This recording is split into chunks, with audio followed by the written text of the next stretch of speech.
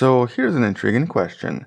Can you actually turn a black hole into some kind of a bomb? Or hypothetically speaking, if there is some kind of a super advanced alien civilization out there, could it somehow turn a black hole into a super powerful weapon? Something capable of producing an enormous explosion, way more powerful than anything else. And well, since I'm making this video, the answer is yes.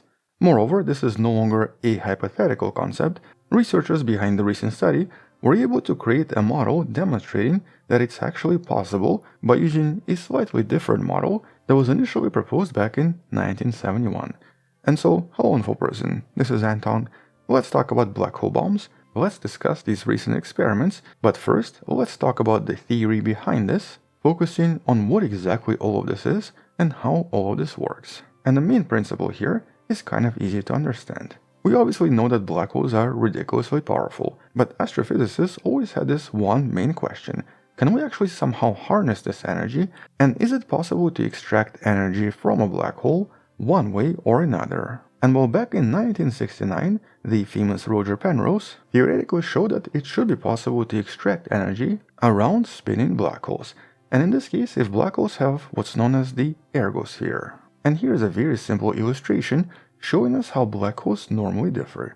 This is a theoretically perfect black hole that's not spinning and essentially contains this spherical event horizon. But based on observations from pretty much everywhere, we know that all black holes seem to spin. And as black holes start to spin, they acquire additional areas, including what's known as inner and outer horizon, but also a really intriguing area known as ergosphere. A region right outside of the rotating black hole's event horizon that, because of the rotation of the black hole, twists space-time so much that it produces a very bizarre frame dragging effect, which basically drags the entire space-time around the black hole, forcing everything inside this region to move in the same direction as well. And even though in theory nothing can escape the black hole itself, or at least nothing can escape the event horizon, ergosphere is just a little bit different because here nothing can technically stand still and everything has to move. Everything is dragged alongside the black hole's rotation, and everything ends up acquiring energy. And so basically here this is sort of like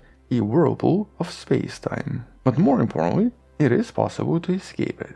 And so according to Penrose, if you were inside some kind of a spaceship orbiting a black hole, and you were somehow able to enter ergosphere, by basically dumping extra mass from your spaceship, you could actually escape ergosphere with much more energy than you entered. Or just to rephrase this, it's possible to enter ergosphere with a little bit of energy, but then leave ergosphere with more energy, because this energy is the result of the black hole spin, which essentially converts this extra momentum into physical work. Or at least that was the theory behind the spinning black holes. But obviously, because we don't have black holes on Earth, and because it's impossible to prove this experimentally, this remains sort of hypothetical for some time.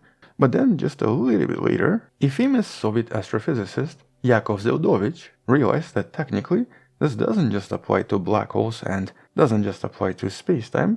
In theory, this should also be possible for other types of energy, including electromagnetism. And so in this super old paper you can find on the MIT website, written in July of 1971, he was able to demonstrate that first of all, a rotating black hole should also be able to amplify electromagnetic waves, or basically light, by using exactly the same frame dragging effects inside a typical ergosphere. Or just to rephrase this, if you were to shine, for example, infrared light aiming at the ergosphere of a black hole, there's a very high chance it's going to escape the ergosphere, coming out with way more energy, possibly becoming visible in optical light or even becoming ultraviolet. And so in essence here, photons would acquire extra energy. Moreover, in the same study, he then also showed that this is not just for black holes. Any rotating body that absorbs a little bit of energy that comes into contact with it will end up bouncing the light in such a way that it should be able to change its energy depending on the spin. But even this proposition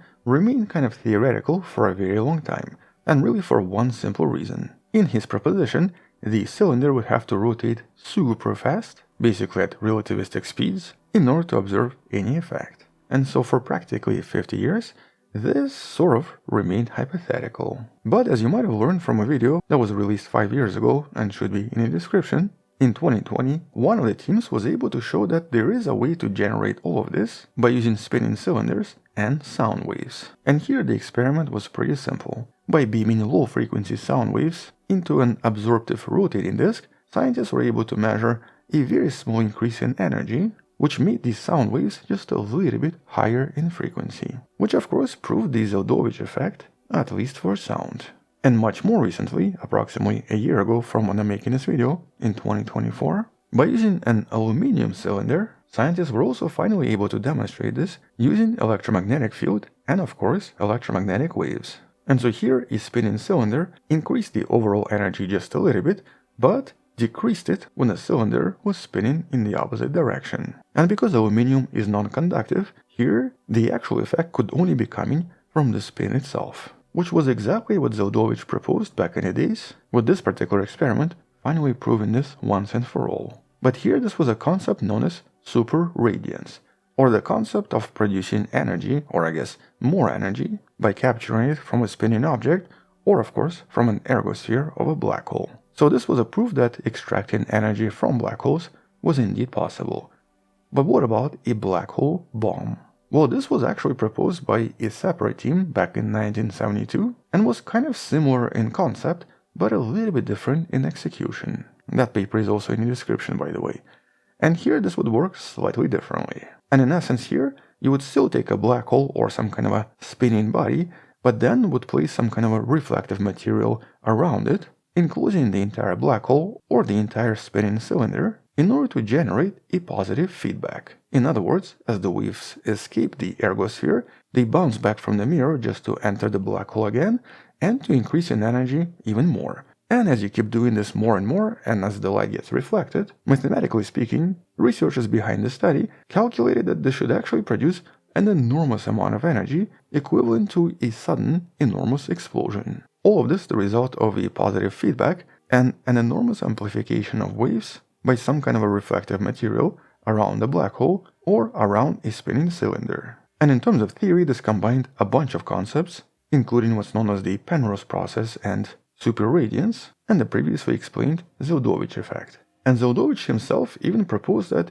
in theory, it might be possible to amplify a lot of these electromagnetic waves, in theory once again causing some kind of an explosion. But naturally here, you would have to have some kind of a super reflective material just to prevent any additional energy loss and to basically encourage this amplification. And that's because in order to make this feedback loop work, the signals here would have to be amplified exponentially until some kind of a random noisy event makes the system unstable and makes it explode. Although alternatively, all of this energy could also be released by producing a controlled opening, or basically turning the black hole bomb into some kind of a black hole plasma gun. And that's kind of what this new study is all about: creation of a black hole bomb instability in an electromagnetic system. Here, this new study describes an experiment where researchers were able to build a miniature version of this idea by using a spinning metal cylinder surrounded by special coils that formed a rotating magnetic field, with these coils also acting as a mirror.